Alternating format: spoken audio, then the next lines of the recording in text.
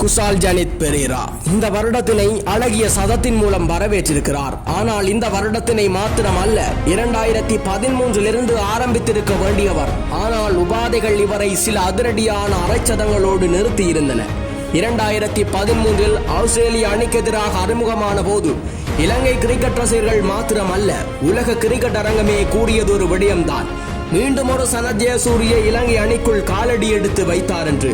அதே போன்று தரங்க மற்றும் தில்ஷானுடன் இணைந்து இவர் ஆடிய அசுர ஆட்டங்கள் மறக்க முடியாத ஒன்று.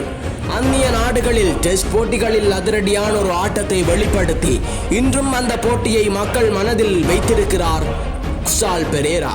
மேலும் உபாதைகள் இவரை தொடர்ச்சியான ஆட்டத்தை வெளிப்படுத்த முடியவில்லை. ஆனால் இந்த வருடம் அவருக்கு ஒரு இனிமையான வருடமாக அமைய வாழ்த்துக்கள்.